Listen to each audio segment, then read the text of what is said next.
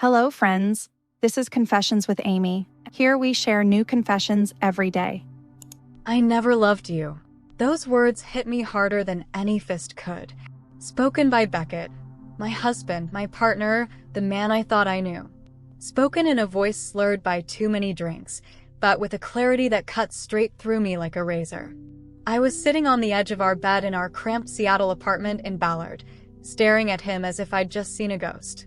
Rain hammered against the window, the cold wind creeping under the curtains, matching the chill spreading inside my chest. Beckett, sprawled out on the pillow, eyes half closed, said it again, almost as if testing me. I never loved you, Sylvie. I wanted to scream. I wanted to ask how 12 years of marriage, shared memories, fights, dreams, and heartbreaks could all be dismissed in one drunken sentence. But the words stuck in my throat like shards of glass. 12 years. We met at a dive bar on Capitol Hill when I was 20. Beckett was wearing a worn leather jacket, his hair a mess, and that crooked grin that made my heart skip. He was raw, unpredictable, full of life and fire. I thought I'd found my forever. But forever, I learned, sometimes means watching someone you love slip away, piece by piece, until all that's left is a stranger lying next to you. That night, Beckett rolled onto his side and was out cold within minutes, leaving me to wrestle with the weight of his confession. I felt like I was drowning, in disbelief, sorrow, and a quiet rage I didn't know I had. I sat there for a long time, my fingers trembling as I reached for my phone. I knew the truth. I could no longer stay. I couldn't live in a lie that slowly ate away at my soul. I packed a small bag, a few clothes, my passport, my favorite journal, the one where I'd written my hopes and fears for years. I didn't say goodbye. I didn't want him to see the tears. I slipped out into the rainy Seattle night, the cold air biting my skin, but somehow feeling more alive than I had in years. I walked to the 15th Avenue bus stop, heart pounding, not knowing where I'd go next. But I was certain of one thing. I was done being broken by someone who never truly cared. That night, Beckett's words didn't just break me. They freed me. The rain soaked through my jacket as I stood at the bus stop, the city around me blurred by the downpour and my tears. I didn't know where I was going. All I knew was that I had to leave, not just Beckett, but the version of myself who had believed in his love. Seattle felt different at night. The familiar streets, the neon signs of old diners and dive bars, the scent of wet asphalt mixed with pine, all of it seemed distant, like I was watching my life from the outside. I wanted to disappear, to dissolve into the night and never come back. But I couldn't run forever. I found a cheap motel in Georgetown, a neighborhood I barely knew, tucked between factories and old warehouses. The room was small, sterile, but it was mine for the night. I sat on the edge of the bed, clutching my journal, my hands shaking. 4 hours I wrote. Not just about Beckett and the betrayal, but about myself. My dreams I'd buried under years of just getting by, the ambitions I'd silenced to keep the peace. I realized something important that night. Leaving wasn't just about escaping pain. It was about reclaiming who I was. The next morning, I woke up to a sunrise peeking through the grimy window. It wasn't pretty, but it was real. For the first time in years, I felt something I hadn't allowed myself to feel: hope. I called a lawyer I found online and explained my situation. I wanted a clean break. No fights, no drawn-out battles. I was done giving Beckett the power to hurt me. As the days turned into weeks, I arranged everything remotely, signed papers, closed joint accounts, and filed for divorce.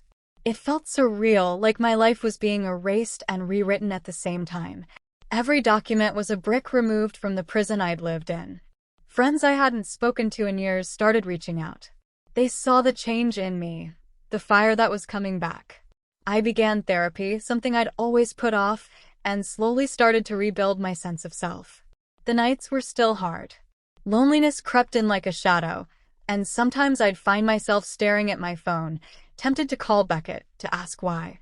But I never did. Because some wounds need to bleed before they heal. I was no longer the woman who needed Beckett to define her. I was becoming someone new, stronger, sharper, and ready to fight for her own happiness. The first weeks after I left felt like walking through a storm with no umbrella. Every moment brought a new challenge, dealing with loneliness, sorting out the legal maze, and facing the echo of Beckett's words every time I looked in the mirror.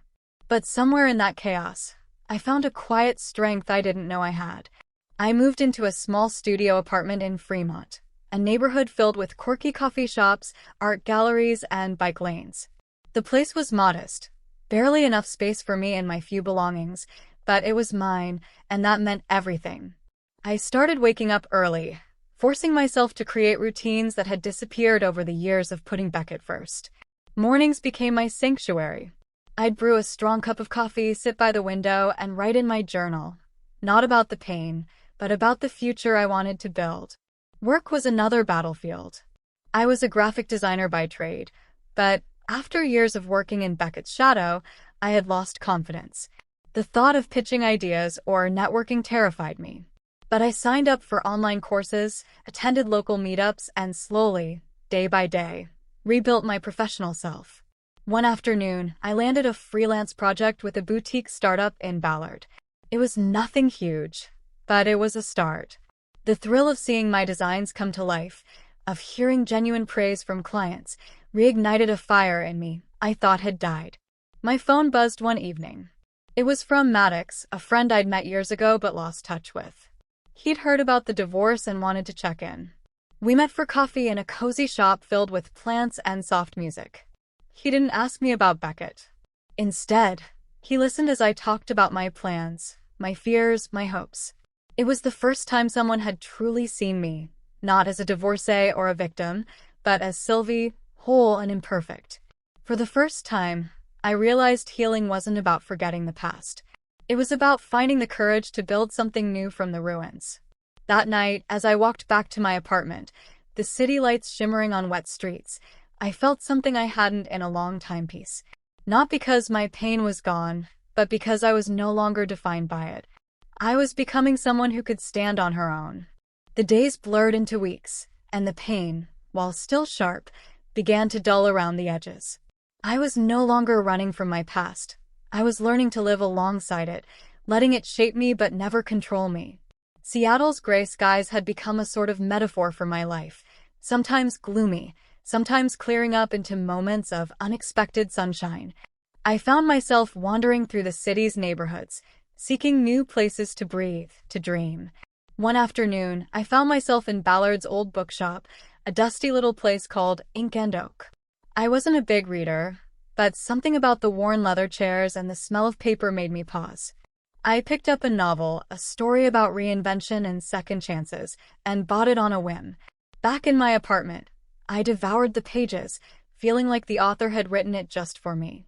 That night, I started writing again, but this time it wasn't just in my journal. I began drafting a blog, a chronicle of my journey from betrayal to rebuilding, a raw and honest space where I could share my story and connect with others. Writing became my therapy, my rebellion against the silence Beckett had tried to force upon me. The first post was terrifying to publish, but the responses I got, messages from strangers who saw their own pain in my words, gave me courage. Work was evolving too. The freelance projects grew, and I began pitching to small agencies. Each no felt like a step closer to a yes, and slowly, the professional Sylvie I'd buried was rising from the ashes. One night, Maddox texted me, asking if I wanted to meet up again. Our friendship was subtle but real. No pressure, no expectations. Just two people finding comfort in each other's company. I was wary at first. After Beckett, I wasn't ready to let anyone in. But there was something different about Maddox. A steadiness, a kindness that didn't try to fix me but simply accepted me. We met at a rooftop bar overlooking the city. The air was crisp, and the skyline glittered like a promise. We talked about everything and nothing, laughter filling the spaces between words. For the first time in a long time, I felt the weight lift just a little. That night, walking home under the rain-washed streets, I realized something. Maybe happiness wasn't a destination.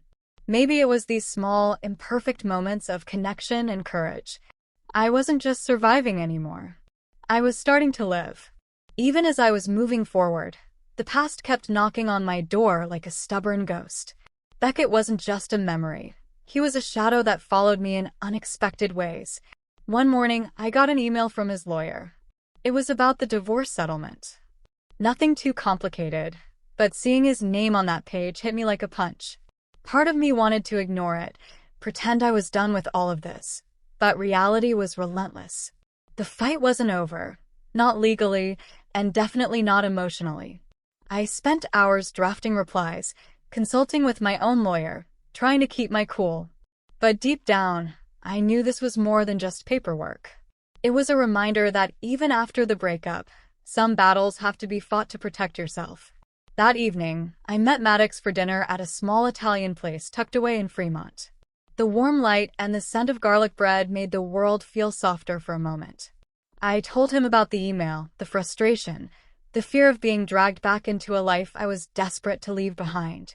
He listened quietly, then said something that stuck with me. "You don't owe him anything, Sylvie. Not your time, not your peace." His words were simple, but powerful. I realized I had been carrying more than my own pain. I was carrying the weight of his indifference too. In the days that followed, I started setting boundaries. No more checking his social media. No more late-night calls to his lawyer. No more letting his ghost invade my space.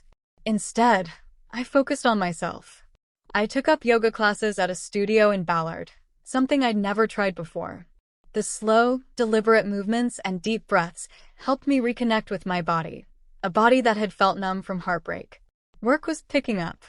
I landed a bigger client, a nonprofit focused on women's empowerment. Designing their campaign felt like a mission, not just a job. I was creating something meaningful from my pain. One evening, as I was leaving the studio, Maddox surprised me with a bouquet of wildflowers, daisies, lavender, and some bright yellow blooms. "No special occasion," he said with a shy smile. "Just because." That small gesture reminded me that kindness exists, even after betrayal. That healing isn't linear, but it's possible. As I looked at those flowers, I felt something blossom inside me too, hope. It wasn't easy learning to trust myself, let alone anyone else.